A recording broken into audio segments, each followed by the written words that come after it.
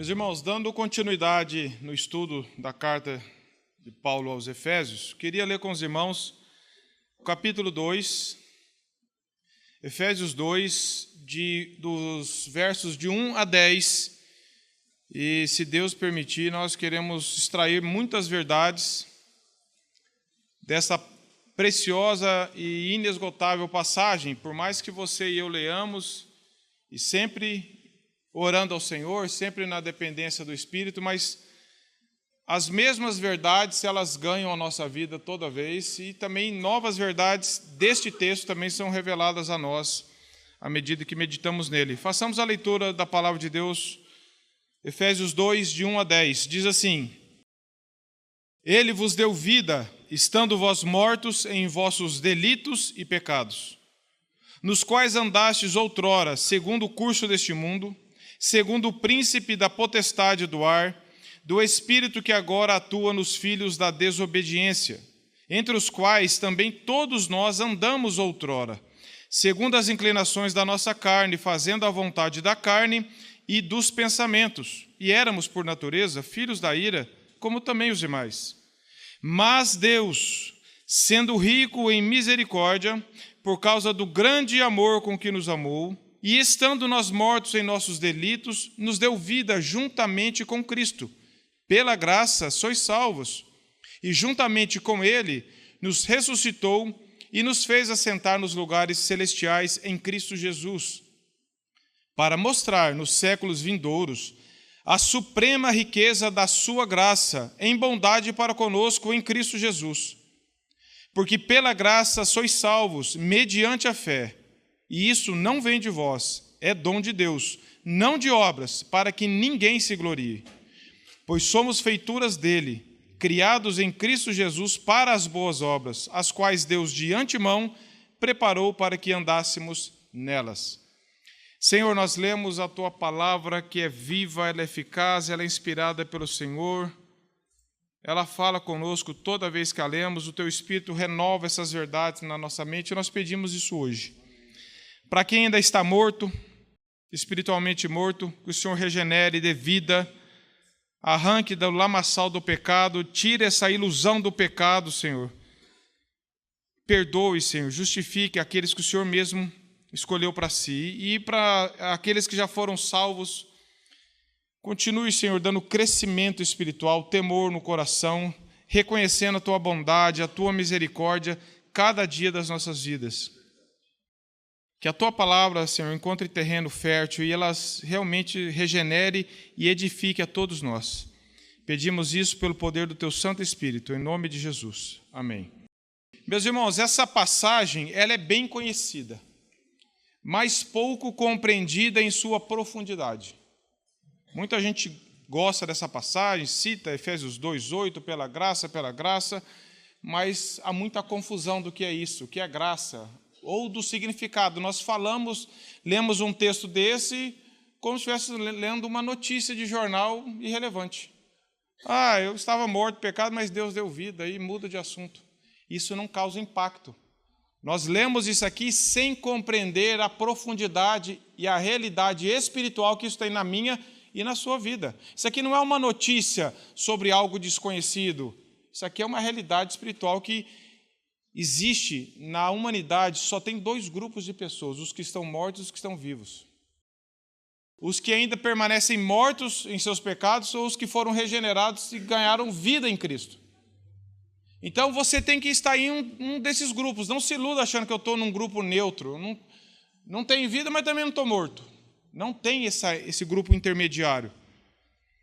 Muitos acham essa mensagem impactante, mas continuam vivendo como mortos espirituais. Eu acho lindo, pela graça sois salvos, olha aqui. Mas continuam vivendo como mortos espirituais. Nós não fomos chamados, meus irmãos, apenas para achar bonito, impactante a palavra, fomos chamados para obedecer, para valorizar isso, para reconhecer a verdade. Claro que ela é impactante, claro que ela vai tirar louvor de nosso coração, mas ela tem que mexer com os nossos afetos.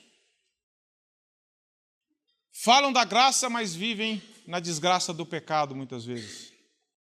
Outros evitam essa passagem justamente porque ela fala da graça. As pessoas estão querendo extrair algum mérito, alguma obra humana. Então, quando eles, e Paulo aqui nós vamos ver, não tem para onde correr, não tem da onde você tirar uma interpretação, não, mas não é graça, o homem ajudou, não tem como. Então as pessoas acabam evitando isso, porque isso humilha o nosso coração, e é para humilhar mesmo. Essa é a finalidade, é para nos humilharmos diante da graça de Deus, diante do poder de Deus. Tem muitas pessoas que falam, não é bem assim, não é, e tentam evitar isso aqui, porque isso confronta o coração orgulhoso de muitas pessoas. Meus irmãos, a partir dessa passagem, nós vamos ver aqui um breve esqueleto do versos 1 a 3, Paulo esclarece de forma enfática a situação dos efésios e de todas as pessoas. Judeus e gentios estavam naquela condição. Paulo fala ali que estavam mortos em delitos e pecados. Paulo fala que a prova que estavam mortos é que eles andavam segundo o curso desse mundo, fazendo a vontade dos pensamentos. Eram perdidos, escravizados pelo pecado, filhos da ira, como todos os demais. O verso 1 a 3 escreve essa terrível descrição de toda a natureza, de todo ser humano, gentil, judeu. Todos estavam mortos em seus delitos e pecados, escravizados, dominados, a serviço de Satanás. Não tem para onde correr. Essa é a realidade geral. Depois, dos versos 4 a 7, Paulo mostra o que Deus fez neles e em todos nós que cremos. A primeira frase do verso 1 fala, ele nos deu vida. Depois fala no verso 4, mas Deus, falando da iniciativa de Deus, da misericórdia de Deus, do grande amor de Deus. Depois Paulo reforça no verso 5 que nós estávamos mortos e somos salvos pela graça. Depois ele fala no verso 6 da nossa união mística com Cristo. Depois ele fala no verso 7 da finalidade que Jesus fez isso, para mostrar a sua rica graça no decorrer dos séculos. E dos versos 8 a 10, Paulo realça, destaca como eles foram, como todos nós somos salvos unicamente pela graça. E Paulo parece falar assim, parece que não precisa falar, é pela graça, não é por obras, é por graça, mas não é por obras, mas é porque o nosso coração ele quer. Martinho Lutero mesmo tem um pensamento dele que ele diz assim, eu luto muitas vezes diante de Deus para o meu coração, ele quer ainda de alguma forma apresentar alguma poeirinha de obra, porque o pecado faz isso. Alguma coisinha, mas eu não era tão mal assim. Não, mas eu sei que é graça. Não, mas eu não... Sempre a gente quer tirar alguma coisa boa do nosso coração.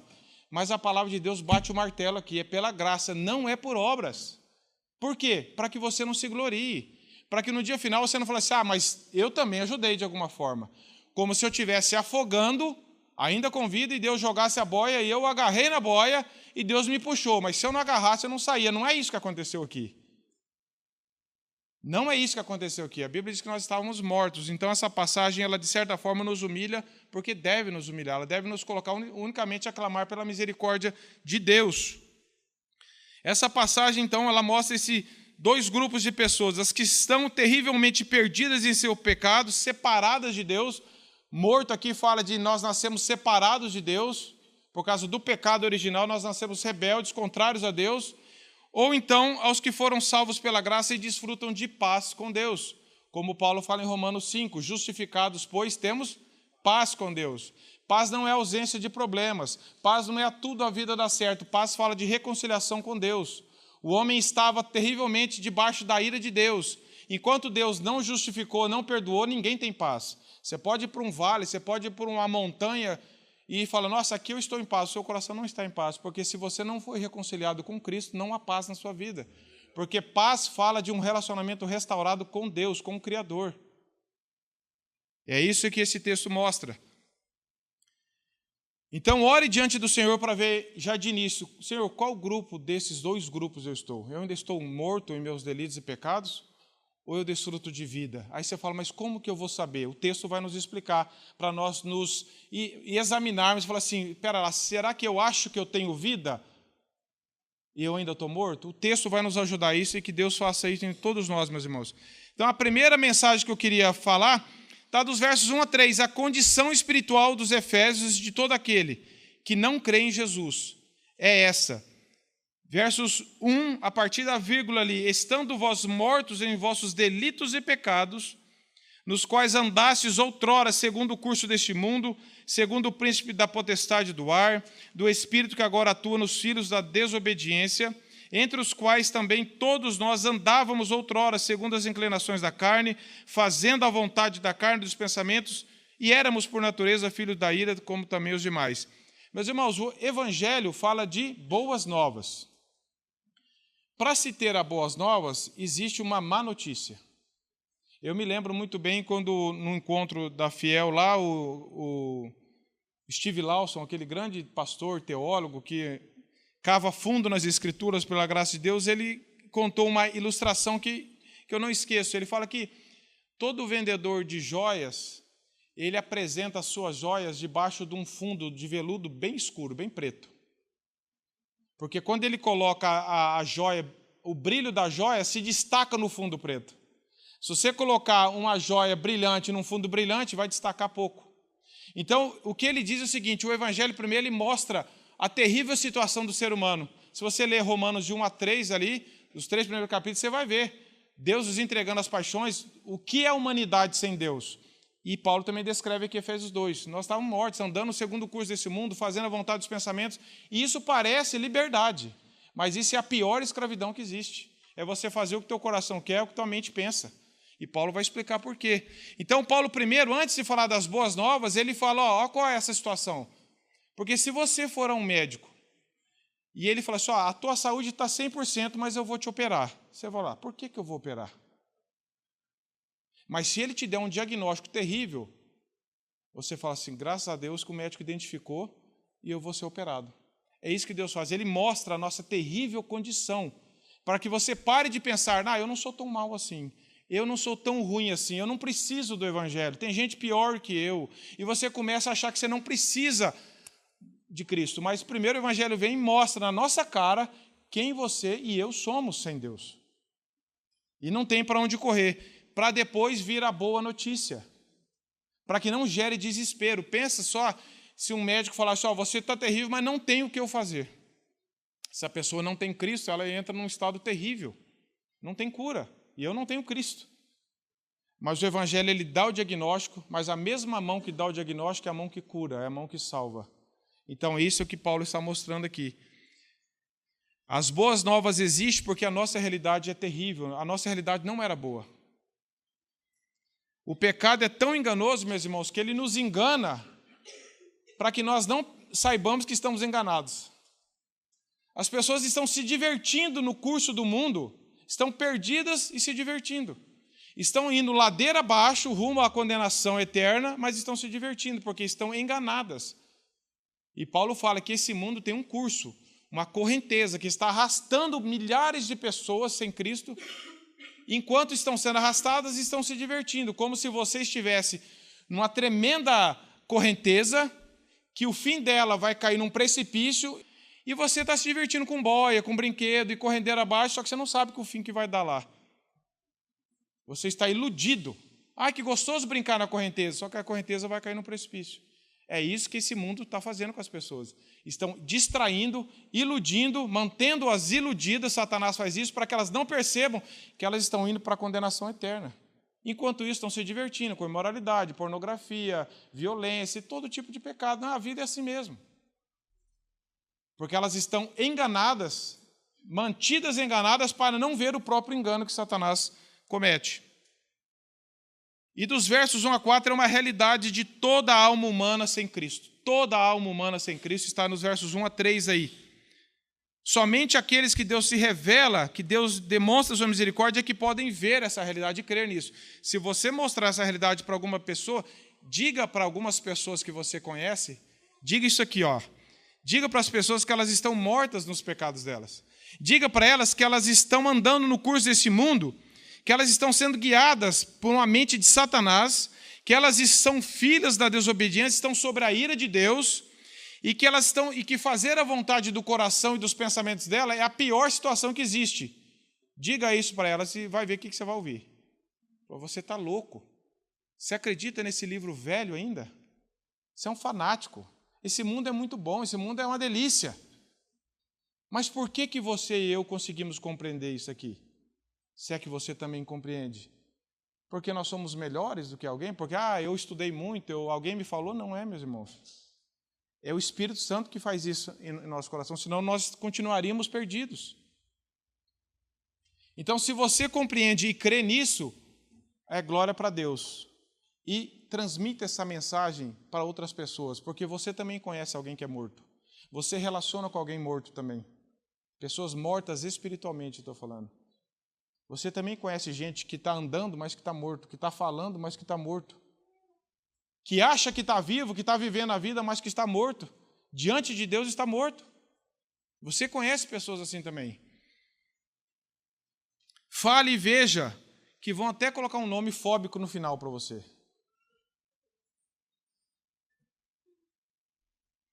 A forma única e exclusiva de alguém crer nisso aqui é quando Deus se regenera e dá vida. Senão ninguém crê, meus irmãos. Senão ninguém crê. Algumas verdades. A Bíblia diz, ele vos deu vida. Eu quero tratar primeiro da parte pior, né? Estando vós mortos em nossos delitos e pecados. Nós não estávamos fracos. Nós não estávamos limitados. Nós não estávamos doentes. Nós estávamos mortos. Se você tivesse fraco, você falasse, mas eu ainda tinha vida. Eu, de alguma forma, me recuperei. Se você estivesse limitado, você fala, mas depois eu consegui me tirar essa limitação. Você estava morto, eu estava morto. Nós nascemos separados de Deus por causa do pecado. Paulo fala isso em Romanos 3. Não há um justo sequer, não há quem busca Deus, não há quem faça o bem. Todos se extraviaram. E todos é igual a todos. Não sobra nenhum. O pecado, meus irmãos, Mateus Henry diz, é a morte da alma. Sempre que o pecado prevalece, há uma privação de toda a vida espiritual. Não tem como você estar em pecado e falar que você crê em Jesus, que você está em pecado, mas que você tem vida espiritual, que você ama o pecado, você não tem a vida de arrependimento, não crê nisso, mas tem vida. Não é, isso é uma ilusão. Sem a graça de Deus dando vida, todo mundo permanece morto. Colossenses 2,13 diz isso, Romanos 3, 10 e 12 a 23, que eu falei aqui também cita isso. O ser humano, meus irmãos, por mais moralmente correto que viva, ele é morto. Não pense que somente aqueles que estão vivendo uma vida amoral, no pecado, nas drogas, na promiscuidade, na criminalidade que estão isso aqui. Aquelas pessoas que são certinhas, moralmente certinhas, que confiam nelas mesmas. Eu pago meus impostos, eu sou bonzinho, eu tenho família. Eu não estou fazendo isso, eu não estou fazendo aquilo. O fato não é moral, é crer em Jesus. É vida espiritual, não é vida moral. Eu me lembro muitas vezes, já citei isso aqui outras vezes e vou repetir, talvez você não se lembre, eu falando de Cristo para um amigo meu há tantos anos, meus irmãos, tantos anos. E ele falava, mas eu tenho uma vida, eu vivo bem, eu vivo moralmente bem. Eu falei, maravilha. Aí eu lembro de uma frase que me ajudou muito, eu falei para ele, diz assim, essa frase está anotada até na minha Bíblia. Um pastor diz assim, uma vida moralmente correta, pode te manter você fora da cadeia, mas não fora do inferno. Somente Cristo pode lhe proporcionar esse último privilégio. Você pode ser condecorado por esse mundo. Cidadão honorário, mérito, fez tantas coisas boas, mas no final vai saber quem está debaixo do sangue do seu filho. Não é quem viveu certinho, é quem creu em Cristo. Pela graça, quem foi salvo, quem confessou seus pecados, quem derramou toda a confiança em Cristo. Então, até aquelas pessoas que falam, eu não tenho tantos vícios assim. Então, eu não estou morto. Tá, sim. Se você não crê, você está. Pela Bíblia, você está. Então, não é vida moral, é vida espiritual. E a primeira sintoma aqui fala de algo interior. Alguém que está morto tem uma alma morta. Não tem paz com Deus. Não desfruta do amor de Deus. Não consegue se relacionar com Deus. O primeiro aspecto da morte é o aspecto interior. Um coração que não tem paz com Deus. Uma mente que não compreende a verdade de Deus. Um coração incrédulo, que não crê, que despreza Deus e que vive como quer. Esse é o primeiro sinal de alguém que está morto. Eu não creio na Bíblia, eu acho que a Bíblia... Ou pode dizer que crê, só por falar, mas não tem vida no coração, não compreende as verdades, não ama, não tem prazer na palavra, na oração, não reconhece a misericórdia de Deus, não sabe da sua condição pecaminosa. E o segundo aspecto de uma pessoa morta está nos versos 2 e 3. E aqui você pode ver de forma bem clara se é a sua situação ou não. Como que um morto vive? O morto vive segundo o curso desse mundo, segundo o principado da potestade do ar, do espírito que agora atua nos filhos da desobediência. O morto vive fazendo a vontade da carne e dos pensamentos. O que parece vida é morte. O que parece liberdade é prisão. Viver de acordo com esse mundo é fazer a vontade do coração e dos pensamentos. E é um sinal bíblico de que alguém que está morto diante de Deus. E não cai no erro de pensar que é somente pessoas que estão perdidas na sociedade. É todos aqueles que estão dentro de uma igreja, mas que não creem sinceramente em Cristo, continuam mortos espirituais. Não é o fato de você vir a uma reunião, uma igreja, que te faz um cristão. É o fato de você crer em Cristo. E se você crê em Cristo, você participa do corpo de Cristo, obviamente. Os que confiam em si mesmos, os que se acham justos e bons, os que rejeitam a Cristo e suas palavras, os religiosos que pensam que são salvos por suas obras e bondade, os que vivem moralmente bem, mas não se submetem a Cristo, todos esses estão mortos em seus delitos e pecados. Porque na sociedade nossa secular, existem aqueles que a sociedade mesmo reprova, não é mesmo? Mas existe aqueles que a sociedade aplaude. Esse aqui fez o bem, esse aqui ajuda, esse aqui é um cara correto. Mas diante de Deus, o nosso problema, meus irmãos, não é diante do tribunal humano, é diante do tribunal divino. Essa é a nossa questão. Então, Paulo diz aqui, seguir o curso desse mundo. O que é, como Paulo fala aqui, os quais também outrora, segundo o curso deste mundo. O que é viver segundo o curso desse mundo? Esse mundo, ele é sedutor, mas não é inofensivo. Ele atrai para matar. Ele atrai para destruir. Se não fosse sedutor, ninguém seria seduzido, obviamente. O pecado, ele tem um prazer momentâneo, mas é um prazer pecaminoso, senão ninguém pecaria. Meu pai sempre brincava, o pecado não é dar uma martelada no dedo, senão ninguém martelava. Não é uma coisa que na hora ele já dói, na hora ele pode trazer um prazer. Só que é um prazer pecaminoso, um prazer mortal, um prazer que é contrário à palavra de Deus, senão ninguém pecaria. Se não fosse atraente, ninguém pecaria. E nós pecamos porque nós queremos pecar. Ninguém é vítima do pecado. Eu não queria pecar, acabei pecando. É porque o nosso coração ainda ama isso. E a Bíblia diz, nos quais andaste outrora. Andar no curso desse mundo não é viver no mundo. A Bíblia diz, não peço que estire do mundo, mas que livre do mal. Nós estamos inseridos no mundo, onde nós devemos ser sal e luz. Mas viver no curso do mundo é você andar conforme esse mundo, no sentido de sistema corrompido por Satanás, esse sistema contrário para Deus, você viver guiado por conselhos dos ímpios, por pecadores, você se vestir, falar, relacionar, criar filhos, fazer tudo de acordo com o que você vê na sociedade secular. Você amar esse mundo, você está com as suas raízes daqui, dependendo toda a sua alegria daqui, sendo instruído por coisas daqui, achando que a vida é aqui e agora, e você está vivendo nesse curso. Você está falando assim, deixa eu aproveitar a vida porque a vida é curta, mas a eternidade não tem fim. E as pessoas estão seduzidas por isso, estão no curso desse mundo, estão caídas, indo ladeira abaixo e se divertindo com essa tragédia pessoal. Seguir o curso do mundo é amar as coisas do mundo, como João fala no capítulo 2, 15 a 17. Não ameis o mundo, nem as coisas que há no mundo, porque quem ama o mundo, o amor do Pai não está nele. Porque tudo que há no mundo, a concupiscência da carne, a concupiscência dos olhos, a soberba da vida, não procede do Pai. Então, amar o mundo é ser seduzido, ser cativado, ter um coração cativo, amando essas coisas que são contrárias à palavra de Deus.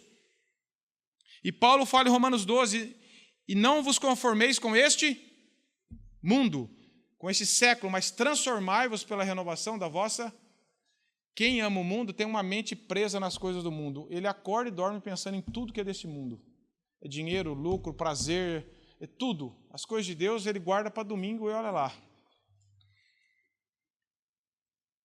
Quem vive de acordo com esse mundo, sedutor, mas mortal, está nessa correnteza mortal, se divertindo, pensam que são livres, mas não sabem ainda o perigo que estão correndo, que a alma deles está correndo. Ninguém escapa dessa situação se Cristo mesmo não nos ganhar. Matthew Henry diz assim, eu vou ler aqui, os irmãos acompanham. Aqueles que andam em ofensas e pecados e de acordo com o curso deste mundo, andam segundo o príncipe da potestade do ar, ou seja, o diabo, ou o príncipe dos demônios. Veja Mateus 12, 24 e 26. As legiões de anjos, os apóstolos, são um grande poder unido debaixo de um chefe. E, portanto, quem é chamado de o poder das trevas é aqui mencionado no singular. O ar representa a base de seu reino. Judeus e gentios acreditavam que o ar estava cheio de espíritos, onde se exercitavam e se manifestavam. O diabo parece ter algum poder, pela permissão de Deus, na região mais baixa do ar. Lá ele está pronto a tentar os homens e causar o maior dano possível a este mundo. Mas o consolo e a alegria do povo de Deus são aquele que está sobre todas as coisas e é o cabeça da igreja, venceu o diabo e o mantém em correntes. Mas os ímpios são escravos de Satanás, porque andam de acordo com ele. Eles sujeitam suas vidas e ações à vontade e prazer deste grande usurpador. O curso e o sentido da vida deles estão de acordo com as sugestões dele e em complacência com as suas tentações. Eles são submissos a ele e são levados cativos por ele de acordo com a sua vontade. Por isso, ele é chamado de o Deus deste mundo e o Espírito que agora atua nos filhos da desobediência. Os filhos da desobediência são aqueles que escolhem desobedecer a Deus e servir o diabo. Não tem meio termo, meus irmãos. Não é brincadeira andar no curso desse mundo. Não é divertido andar no curso desse mundo. João combate isso também em Tiago 4,4. João combate em 1 João e Tiago combate 4,4, falando assim, fiéis ou adúlteros, mesma coisa. Não sabeis que a amizade do mundo é inimizade com Deus? E uma outra evidência é fazer a vontade da carne e dos pensamentos, como eu já falei. Fazer a vontade da carne e dos pensamentos. Por que que é tão errado? Por que que as pessoas falam assim, siga teu coração? E por que que você faria? O que você falaria para alguém que falasse, eu sigo o meu coração e os meus pensamentos? Biblicamente, qual seria o argumento que você falaria que isso é errado? Coração é enganoso, é pecaminoso. Um coração que não foi regenerado, ele ama o pecado. Ele não conhece a Deus, e ele vai te guiar para onde? Se você tem um coração não regenerado, se você tem uma mente não regenerada, para onde que ela vai te guiar? Para o curso desse mundo, porque esse mundo está dominando. Você não está neutro. Ou você está debaixo do senhorio de Cristo ou do senhorio de Satanás. Paulo fala em Colossenses 1,13, ele nos transportou do reino das trevas para o reino. Ele fala de um reino neutro? Não fala. Ele tirou você do reino das trevas, colocou num reino neutro para ver para onde você quer ir. Não existe isso. Ou você está debaixo do império das trevas, ou está debaixo do reino de Cristo. Você é servo de alguém, você não é livre. Ou você é servo do pecado de Satanás, ou você é servo de Cristo. Qual senhor você escolhe?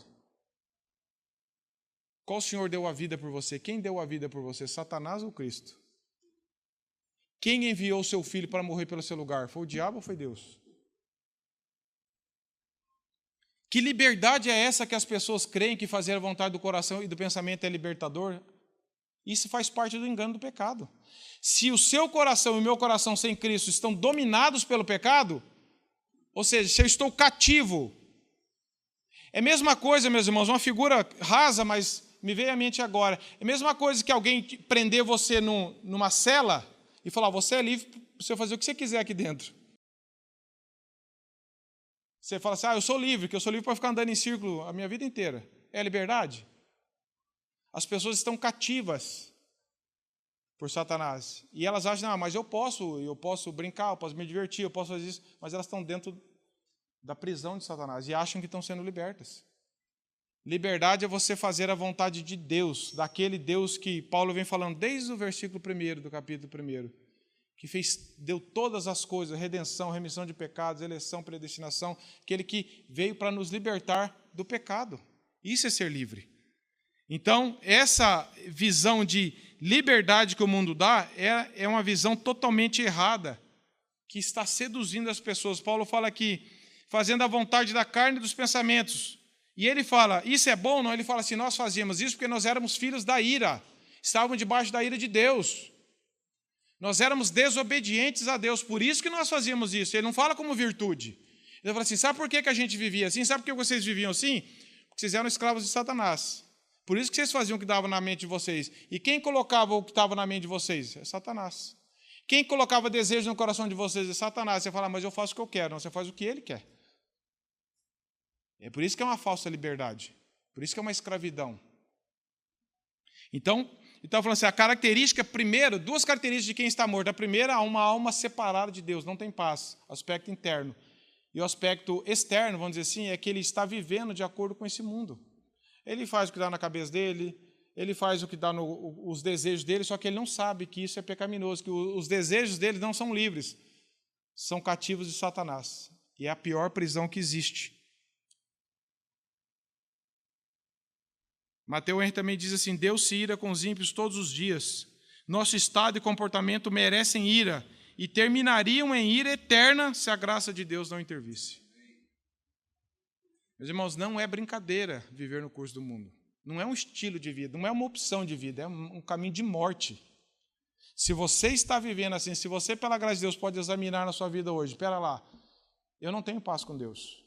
Eu procuro paz em coisas, em relacionamentos, mas eu não tenho. Lá no fundo eu sou alguém totalmente inquieto, sem paz com Deus. Eu não tenho vida espiritual. Aí você começa a olhar, como que eu estou vivendo? A minha vida evidencia uma vida espiritual, alguém que foi salvo por Cristo, ou eu só venho na igreja, mas continuo vivendo do mesmo jeito? Como que é a sua forma de pensar hoje? Porque a Bíblia fala de pensamentos. A Bíblia ela não fala que os pensamentos são livres. Paulo fala em Filipenses 4:8, para nós pensarmos em tudo que é verdadeiro, agradável, de boa fama. Colossenses 3 fala para nós pensarmos nas coisas do alto. Paulo fala em 2 Coríntios 10:5 para nós levarmos cativo nossos pensamentos a Cristo. Ou seja, um cristão não tem permissão para ficar com os pensamentos livres à deriva. Porque o pecado também entra no nosso pensamento. Nós começamos a duvidar da palavra de Deus, não foi assim, não é, Éden? Será que Deus disse isso? Começou a pensar. Por isso que Deus quer nos redimir os nossos pensamentos, as nossas emoções, quer transformar ou higienizar com a palavra dele para que nós pensemos em coisas santas, para que tenhamos também pensamentos santificados, pensamentos direcionados para a palavra de Deus, porque se você pensa de um jeito, você vai fazer aquilo lá. Cuidado com o que você e eu estamos cultivando os nossos pensamentos. Por isso que nós mas fala assim, qual que é a técnica para mudar o pensamento? Não é técnica, é mergulhar na palavra de Deus.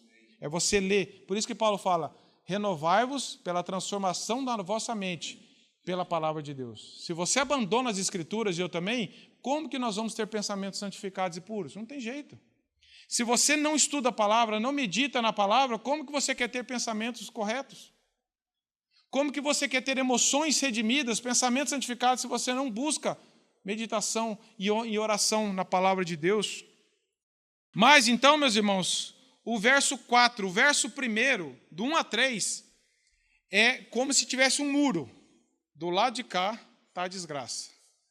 Mais Deus, do lado direito. Meus irmãos, essas duas expressões, mais Deus, elas resumem o que o Evangelho é na minha e na sua vida.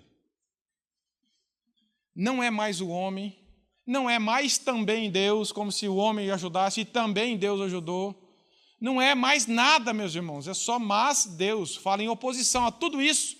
A nossa vida era assim, em oposição a isso, mas Deus, apesar disso, apesar dessa desgraça, apesar do pecado, apesar de nós estarmos mortos, apesar de nós estarmos no curso deste mundo, não merecia nada, não fizemos nada de bom, nós estávamos nos divertindo com a nossa própria perdição.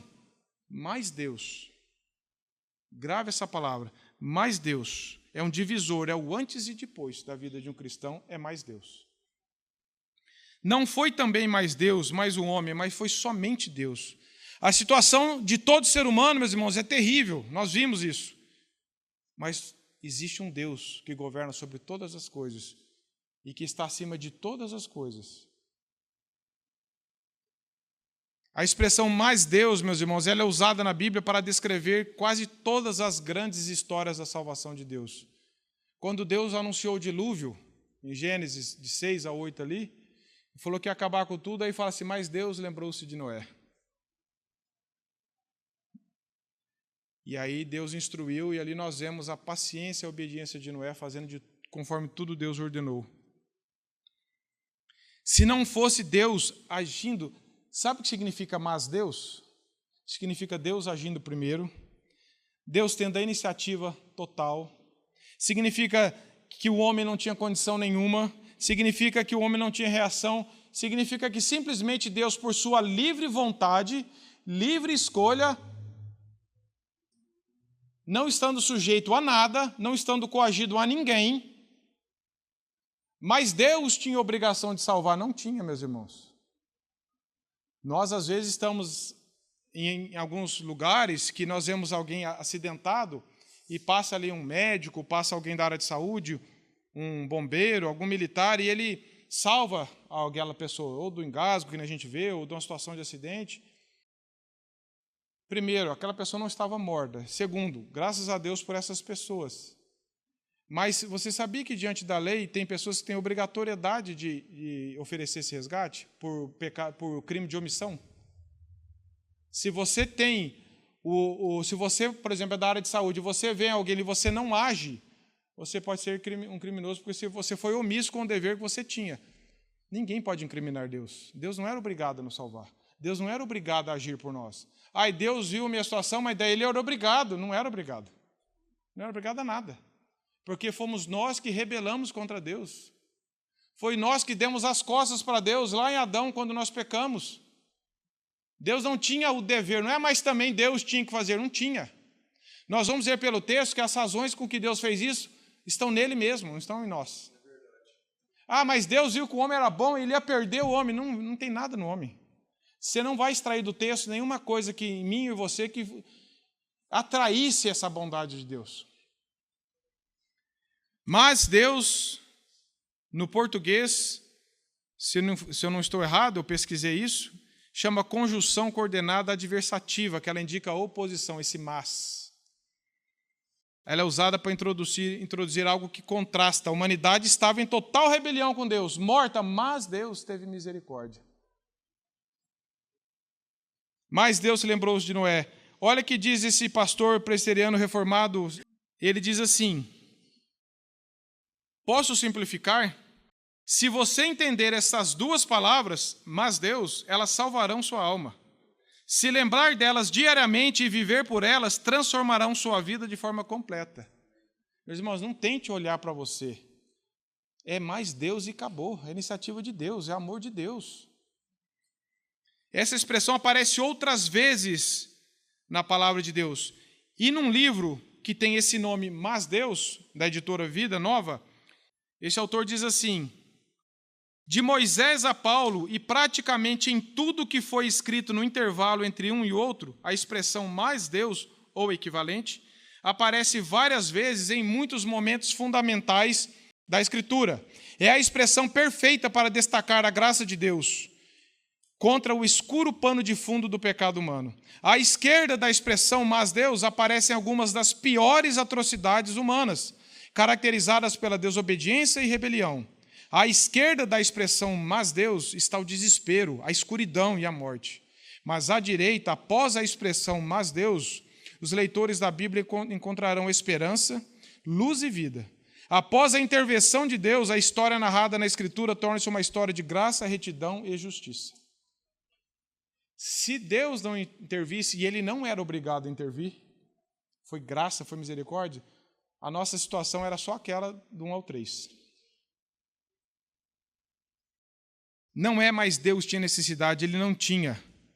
Não é mais o homem, mas Deus ajudou o homem. Não tem isso, não tem isso. Ao contrário, é mais Deus, e fala que ele é rico em misericórdia. Misericórdia é um dos atributos de Deus, meus irmãos. Por causa do seu grande amor, amor também é um atributo de Deus. E Paulo então começa no verso 4, ele reforça no verso 4 o que ele já tinha dito no verso 1. Olha só o verso 4.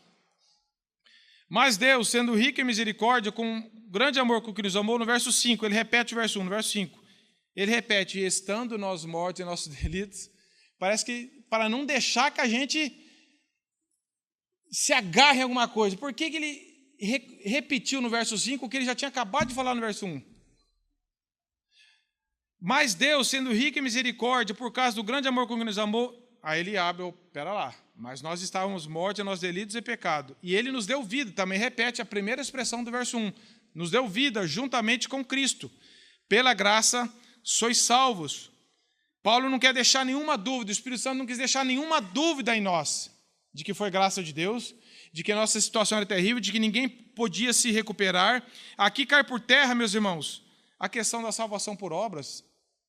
Ache alguma coisa que um morto pode fazer, que Paulo descreve, que pode falar, eu ajudei, eu criei, eu fiz isso, eu fiz aquilo.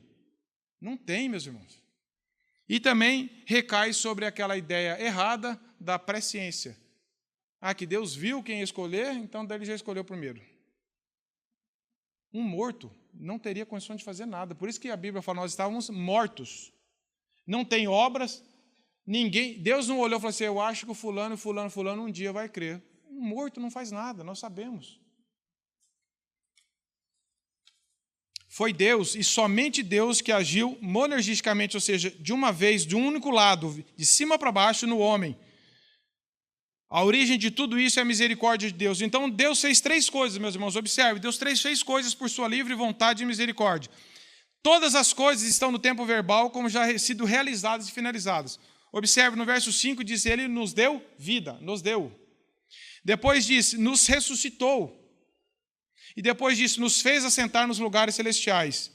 Parece que Paulo está querendo reverter tudo que o pecado fez, nos versos de 1 a 3. Porque antes nós estávamos mortos, Deus nos deu vida. Antes éramos escravos, agora Ele nos ressuscitou, nos libertou daquela escravidão. Éramos filhos da ira, agora estamos assentados com Cristo, ou seja, somos filhos de Deus. Reverteu em Cristo, e somente em Cristo, houve uma reversão de tudo que o pecado tinha feito em nós. Em Cristo, Deus reverteu toda aquela terrível situação, fala dessa união mística com Cristo. Nos deu vida, nós estávamos, a morte de Cristo foi a nossa morte, a ressurreição dele, quando nós cremos, nós estávamos inseridos ali. Por isso que fala em Cristo. Não tem nada fora de Cristo, do que Cristo fez, que alguém pode ter algum benefício. E no verso 5, Paulo fala, pela graça sois salvos. E verso 6, e juntamente com ele, juntamente com Cristo, nos ressuscitou e nos fez assentar nos lugares celestiais em Cristo Jesus. Não há outra forma de alguém ser salvo, meus irmãos. Paulo fala no final do verso 5, pela graça sois salvos. Não existe salvação pelas obras. Não existe outra forma de alguém ser salvo, se não for única e exclusivamente pela graça, pelo agir de Deus. Não é a igreja que salva. A graça não é sinal da igreja. A igreja não é a graça. Não é alguém desse mundo que salva você. Não é alguém que pediu para você vir à frente fazer uma oração, alguém que orou por você. A salvação é Deus quem faz isso em você. A graça de Deus opera no coração direto no homem.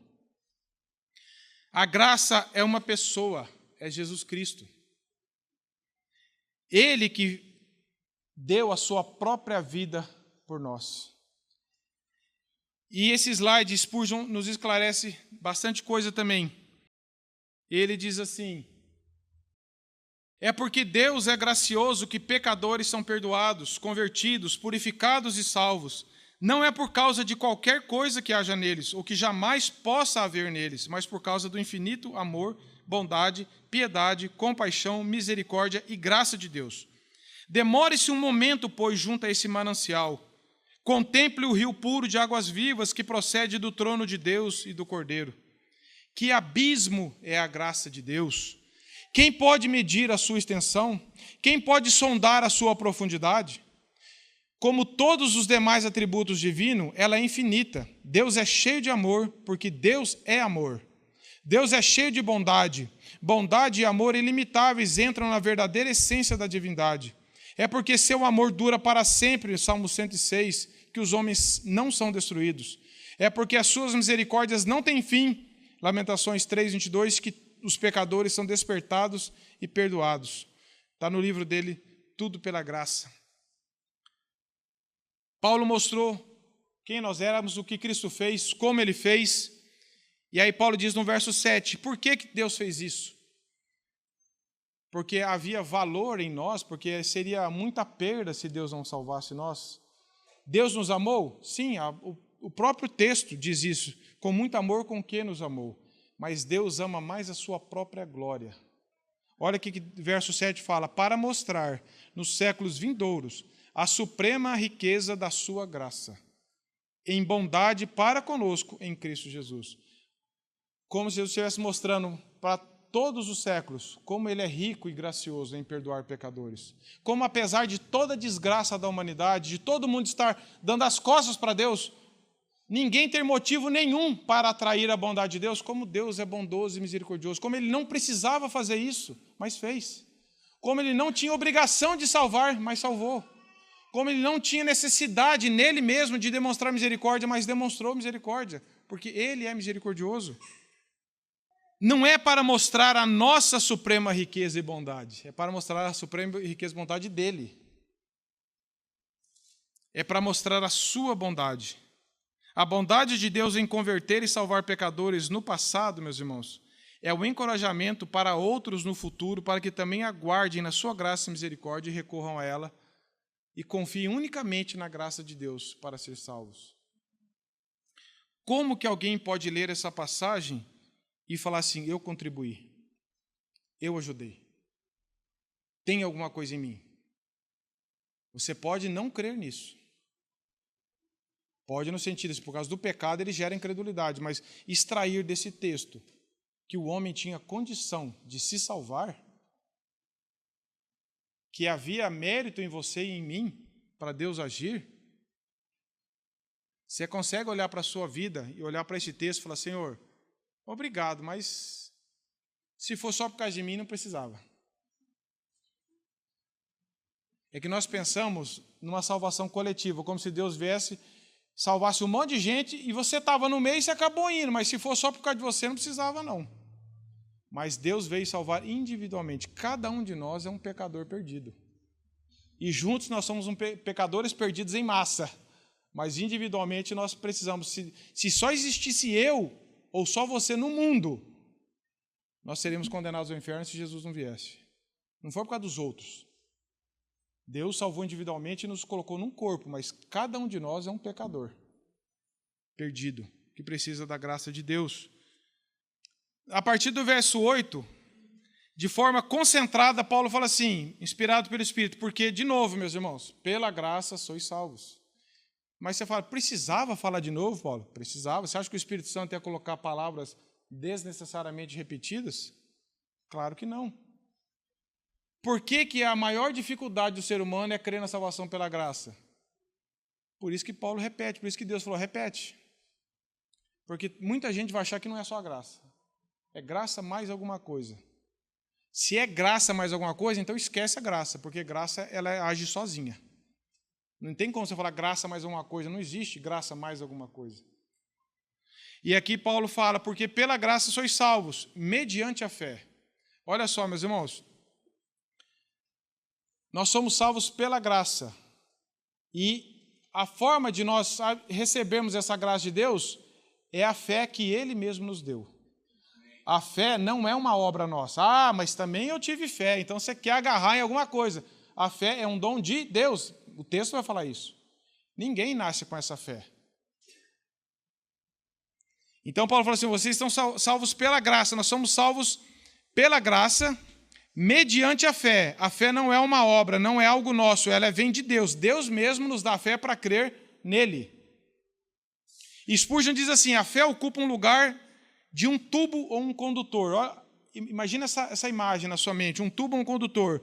A graça é a fonte corrente. A fé é o arqueduto através da qual o dilúvio da misericórdia corre para refrescar os sedentos filhos dos homens. É como se Deus desse a fé para nós, mediante a fé, essa graça visse pela fé e caísse no nosso coração. Nós somos salvos pela graça, mediante a fé. O que Deus deu a fé é para nós cremos nele, mas a salvação é pela graça, mediante a fé. É tudo um conjunto. Mas nós precisamos entender que somos salvos por meio da fé, salvação pela graça. A fé, para crer, não é obra, não é mérito de ninguém. Ninguém pode falar assim, mas eu tive fé.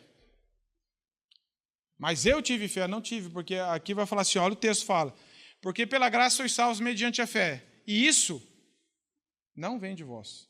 Antes mesmo do pensamento, Paulo já fala, não vem de vocês, tá? Já mata ali no ninho. Isso não vem de vós. Ela é dom de Deus, dádiva de Deus. Se Deus não desse para você e para mim a fé, nós não creríamos nele. Nós continuaríamos cegos e mortos. Não vem de vós, porque um morto não tem fé. Sempre grave isso. Você e eu estávamos mortos, não estávamos doentes, fracos, limitados, nós estávamos mortos. Morto não tem nenhum sinal de vida.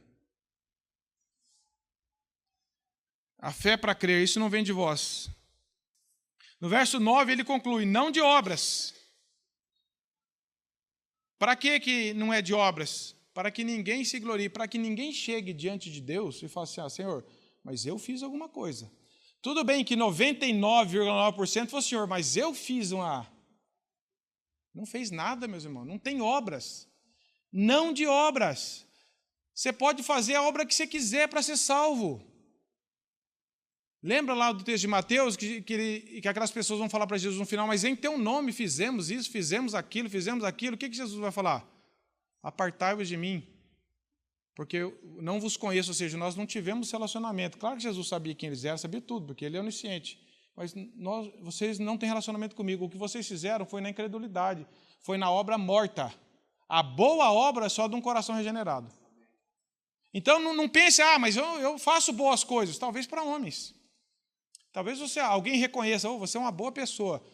Mas diante de Deus, Deus nunca vai falar, você é uma boa pessoa, rapaz. Eu vou escolher você, vem cá, você é uma boa pessoa. Não tem isso. Então Paulo vem falando, pela graça sois salvos, mediante a fé, não vem de vós, é dom de Deus, não de obras. Ele vai falando a verdade e vai enterrando logo a nossa pretensão de tirar alguma coisa, para que ninguém se glorie. Deus não divide a glória dele com ninguém, meus irmãos. Ninguém no final fala assim, mas espera lá, eu tenho alguma coisinha que eu fiz aqui. Não tem. Ninguém vai poder se gloriar. Nós vamos nos gloriar no Senhor. Aquele que se glorie-se no Senhor, porque Ele fez tudo, do começo ao fim. Do começo ao fim. Ninguém vai poder exigir alguma coisa. Pera, o senhor esqueceu de computar alguma coisa que eu fiz de bom. Não tem, meus irmãos. Um morto não faz nada de bom. Isso não vem de vós, é dom de Deus, para que ninguém se glorie. Aí ele fala no verso 10, pois somos feitura dele, criados em Cristo Jesus para as boas obras, as quais Deus de antemão preparou para que andássemos nela. Aí você vai ler a palavra obra agora, você fala, pera lá, não de obras, mas falou obras. Está se contradizendo? Peguei, achei um erro, você vai pensar. Mas olha só, como não tem nada a ver se você pensou isso. A Bíblia diz, não é de obras para que nem se glorie. Aí ele fala, nós somos feituras dele, ou seja, nós somos recriados em Cristo. Paulo fala isso em 2 Coríntios 17. Quem está em Cristo é nova criatura. Nós somos feitos, nós somos regenerados, gerados de novo em Cristo Jesus. Então, até aqui, fala assim, vocês não tinham nada. Aí nós somos feitos feitura, nós somos nova criação em Cristo. Nova criatura fala de nova criação. Deus nos deu nova vida, um novo desejo, um novo coração, uma nova mente, uma nova disposição. E aí ele fala assim, somos feituras dele, criados por ele, recriados por ele. Então aqui divide o seguinte, todo mundo é filho de Deus? Não. Todo mundo é criatura de Deus. Filho de Deus é como João 1,12 fala, mas a todos quando os receberam, deu-lhes o poder, Deus deu o poder de serem feitos filhos de Deus, a saber, os que creem no seu nome. E aqui é a mesma coisa. Paulo estava falando de uma situação que antes nós não éramos filhos, nós éramos criaturas perdidas, agora somos feituras dele, ou seja, somos filhos dele. Por quê? Porque fomos alcançados por essa graça. Antes éramos criaturas perdidas, agora somos filhos adotados. Por quê? Por causa de mais Deus. Então Paulo fala, as boas obras não são a causa da salvação, nunca foram e nunca vai ser. Mas as boas obras de Deus são resultados de quem nasceu de novo. Porque a Bíblia diz, nós somos criados para as boas obras, não é por causa das boas obras, é para. Grave bem isso, é para. Nós somos criados para a finalidade de praticarmos e obedecermos a palavra de Deus. Sabe por quê? Porque uma vida que nasceu de novo, um morto não tem nada, mas alguém que teve vida, ele se manifesta essa vida. Como que você vai falar que você recebeu vida se sua vida não manifesta em obediência e santidade em nada? Um sinal, uma evidência da salvação é a santificação. Um morto pratica obras mortas, vive de acordo com esse mundo. Um cristão, ele vive diferente. A forma de pensar dele é diferente. a forma de relacionar é diferente, tudo é diferente na vida dele. Ele luta contra o pecado? Ainda luta, mas não mais dominados por aquilo, não mais escravizados. Ele tem vitória, ele tem uma nova vida agora. Então, a questão é, nós somos salvos para as boas obras. E o que seriam essas boas obras que Deus nos salvou? Então agora eu fui salvo pela graça e agora eu vou praticar as obras. Não, até mesmo isso aqui não deixa resquício para nós, porque fala para as boas obras que Ele mesmo já preparou para nós de antemão. O caminho já foi trilhado, meus irmãos. Nem essas obras, depois da salvação, é mérito nosso. Porque o texto fala, criado para as boas obras, as quais de antemão Deus já preparou para que nós andássemos nela. É um caminho de santidade, de obediência, de frutificação, de observância da palavra de Deus, de prazer em Deus, de intimidade com Deus. É esse caminho que Deus nos colocou. E se você recebeu essa vida, você está andando por ele. Se você não recebeu, você ainda está andando no caminho de morte. Existe esse mas Deus na sua vida? Você consegue olhar para trás e falar assim, eu era um perdido, um pecador, amante do pecado, eu era um religioso. Eu cresci a vida inteira na igreja, mas não era um cristão. Não amava Deus, ia lá por religião, por legalismo, por medo, para tentar ganhar o favor de Deus, para praticar boas obras. Até que Deus, mas Deus, teve misericórdia de mim e me salvou pela graça e mostrou a minha podridão, mas mostrou a graça dele. Existe esse mais Deus na sua vida? Ou você está tentando falar mais eu? Uma vez eu li, que num livro do reverendo Hermes, ele falou assim, nós somos salvos pelas obras do Pai, do Filho e do Espírito Santo. É por essas obras que nós somos salvos, pelas obras do Pai, do Filho e do Espírito Santo. A trindade que Paulo descreveu no capítulo 1 ali. Então, meus irmãos, para nós terminarmos aqui, a primeira coisa que eu pergunto para você está morto ou você está vivo? Você fala, eu estou vivo, eu estou te olhando, estou te ouvindo pela internet. Não, não é essa vida física. Espiritualmente, você está morto ou você está vivo? Cristo já te deu vida? Você já creu em Jesus Cristo? Você já creu nele ou só gosta de vir à igreja?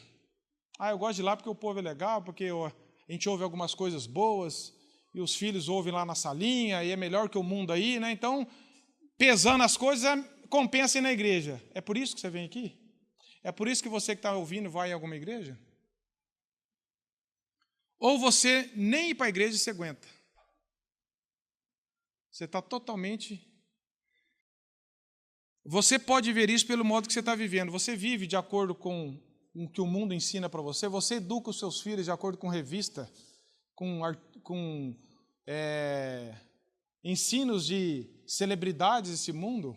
Ou você vai na palavra de Deus para pastorear o seu filho, para extrair dali princípios de fé, para ensinar o evangelho para eles? Como que é o seu casamento? Como você relaciona com a sua esposa, a esposa com o marido? Como que a sua família é durante a semana? Existe o evangelho na sua casa? Vocês falam de Cristo, vocês se perdoam, vocês falam do evangelho, vocês amam a palavra, vocês estudam a Bíblia junto ou o evangelho é para domingo? Como que é no seu trabalho? Você está negociando como ímpio, como alguém que está imerso no pecado, ou você dá testemunho de Cristo onde você vai?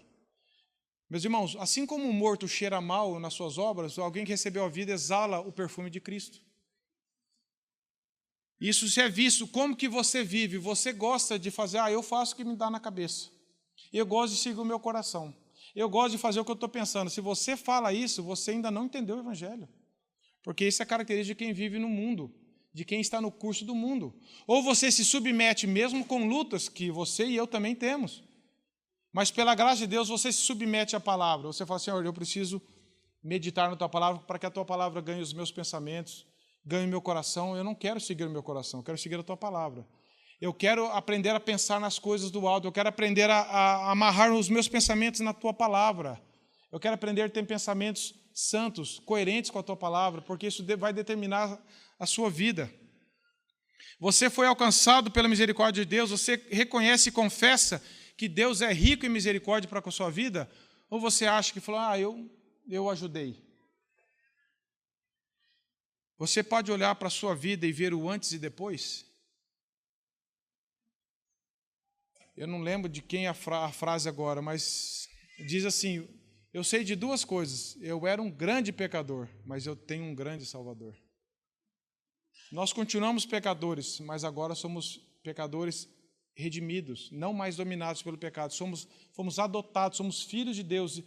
Isso reflete na sua vida? Você tem relacionamento com Deus? Como você fala, mas um filho, se nós somos filhos de Deus, alguns sinais: compreensão da palavra, amor pela palavra, vida de oração, amor pela vida da igreja, desejo de exaltar a Cristo, de santificar a Cristo com as nossas vidas. Você acredita na salvação pelas obras ainda depois desse texto de Efésios? E se você for realmente salvo por essa graça transformadora, porque a mesma graça que salva, ela continua transformando. Tito 3 fala isso. Você e eu iremos apresentar transformações, porque nós somos feitos novas criaturas, com uma nova forma de viver, de pensar, de agir, e tudo isso para expressar a rica graça e misericórdia e bondade de Deus nas nossas vidas.